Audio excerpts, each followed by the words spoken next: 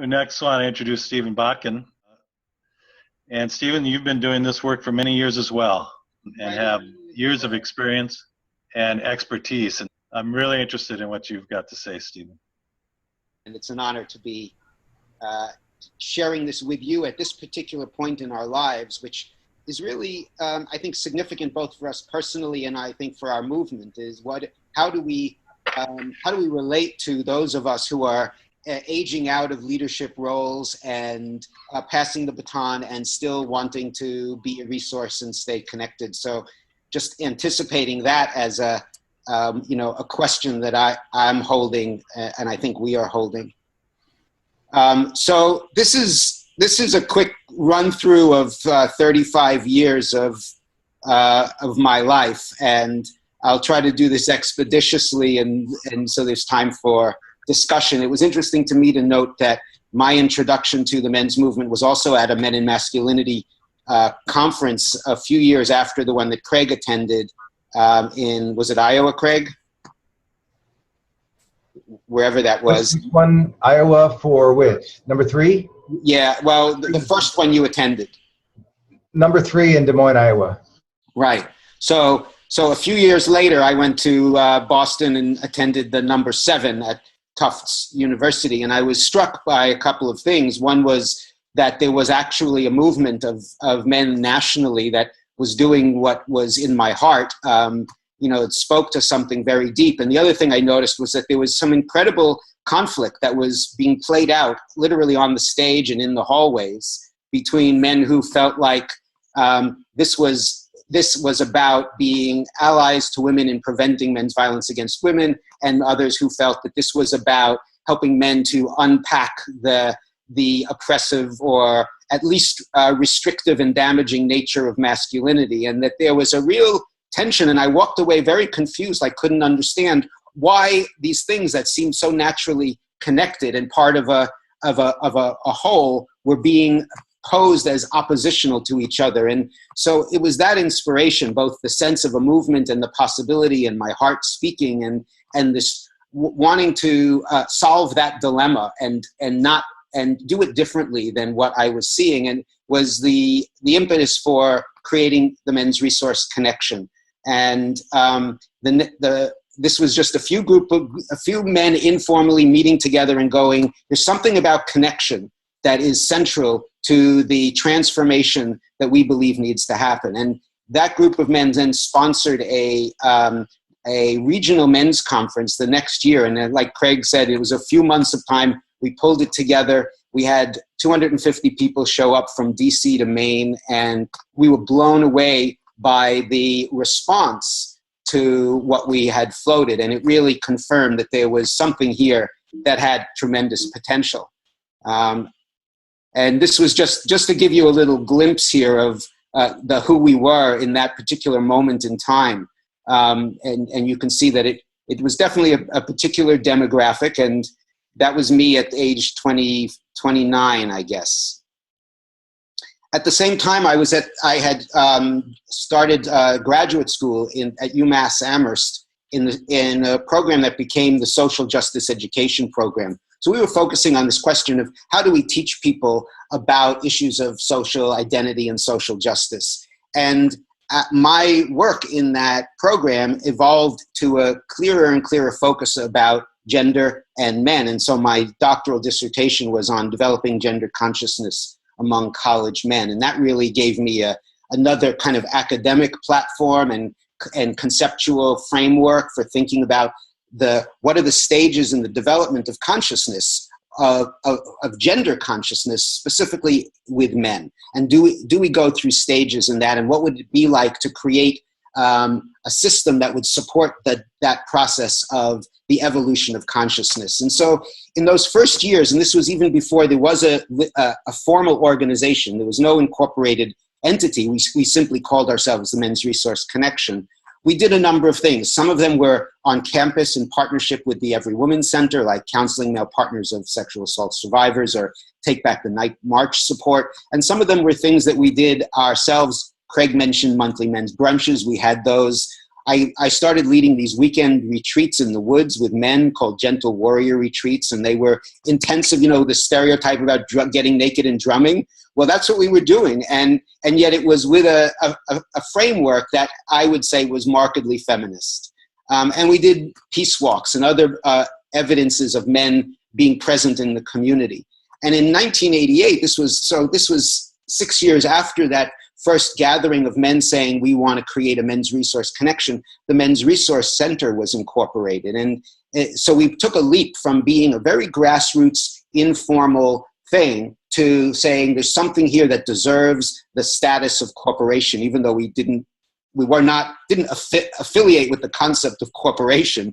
We took that leap and we started to create an entity that could do more consistent programming. And so we started creating drop-in men's support groups that expanded to probably 5 or 6 a week, that ranged from open men's groups to men who were survivors of childhood abuse, to men who were partners of women who had been assaulted, to men who identified as gay, bisexual, or questioning. We also started the Batter Intervention Program that was modeled after a program that was being done in San Francisco. And we purchased this house in downtown Amherst, and it was the base for all of our programming. We worked closely with the Every Woman Center on campaigns that were public awareness and education. And we participated in events. This happened to be the Pride March event, but we participated in lots of events and signature campaigns and celebrations, that made us visible in the community. We had started publishing, back in 1982, started publishing a newsletter that was typewritten on an electric typewriter and Xeroxed and put in postal mail, and that evolved over time with a large part with the leadership of Rob to a quarterly magazine that continues to this day. We then started to help we were contacted and made in connection with other people around the country who were interested in this model of a men's resource center. And lo and behold, Emiliano showed up on our screen, and had the honor to support him in the creation of the Men's Resource Center of South Texas, and with some of his work, his early work with TASA. So we were starting to see this is very interesting. There's multiple men's centers around, and what would it mean to build a sense of connection and support? So we gathered from three men's resource centers for a number of days in northern New Mexico, and asked that question, what would it mean to create a coalition of men's centers? And we were exploring that a little bit. We were also getting contacted internationally, that people were curious about what were you doing at its community level, and what would that mean in our own context. And in fact, we ended up traveling to Japan and doing a series of speaking engagements there. And so what became more and more obvious was that this was not an isolated event, that in fact all around the world there were men who were eager to be part of this movement and work in partnership with women. And so the Men's Resources International emerged out of that with the idea that we wanted to focus specifically on how to share the lessons and skills that we had been developing in our community, and really with a question, were they relevant in other contexts? And we were starting to get signals that yes, in fact, there would be some value that these would be adaptable and translatable. And so we started to develop our frameworks and practices of how to share this in ways that would be meaningful in other parts of the world. But at the same time, we said we can't do this, we can't go into other parts of the world without actually doing the work in our own home community. And we opened an office in the city of Springfield, Massachusetts, which is down the road from Amherst, but it's a very different demographic in many different ways. And part of the commitment of Men's Resources International was not to create another basically white-oriented and white-based organization. And so we started doing trainings in Springfield, Massachusetts, and out of those trainings emerged community-based initiatives. And this is very typical of what we see happening in the consulting work, is that with some training and support, people in their own community are eager and ready to start organizing. This is in Springfield, an initiative that is still operating. It's called Men of Color Health Awareness. It was based at the YMCA. It is now becoming more and more independent. This was Mocha on the steps of City Hall with the mayor, really making visible that men of color, challenging some of the stereotypes about men of color and making commitments to show up in the community in a particular way. Our first international training was in Zambia, and we had just set up our website, Men's Resources International, and got contacted by a guy in Zambia who was working for the YWCA there as a counselor, and he was seeing all these women coming in, and he recognized that the reason that these women were coming in, vast majority of them, was because of the men in their lives, and he said, what can I do about it? He found our website and said, would you come and do a training for us? And this was the first training. We had a big question: would our methodology, would our approach be meaningful in an African context? And this was the staff of the YWCA and men that they had recruited to start a Zambia Men's Network. And lo and behold, it was fabulous. It was very exciting. There were really strong, positive response. And then shortly after that, we were contacted by a woman in Nigeria who runs a women's organization there. And she said, I want to start a men's center in our community. Can you come and help train us? And out of that training, the Ebony Men's Resource Center was formed. And so what we're seeing is, this can really catch on. And then we had been contacted by this man, Fidel, from Rwanda, shortly before the Nigeria training. And he said, I'm really interested in what you're doing. I want to start something in our area. And we said, well, come to Nigeria, participate in this training. He participated in the training. At the end, he stands up and he says, I'm going to go back to Rwanda and start the Rwanda Men's Resource Center. And so that was very inspiring. We worked with him in Rwanda for a number of years, providing different kinds of training and support. And at this point, the Rwanda Men's Resource Center is an amazing national organization, 50 full-time employees, lots of funding from international funders. It's really a model in Africa for what is possible there, starting from the grassroots level.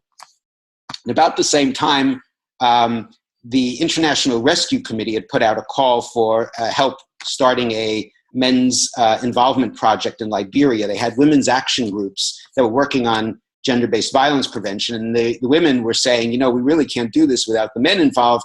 And so the IRC said, let's do some training and get men involved. And we did a series of trainings and then some training of trainers to teach men to help create men's action groups in their own communities.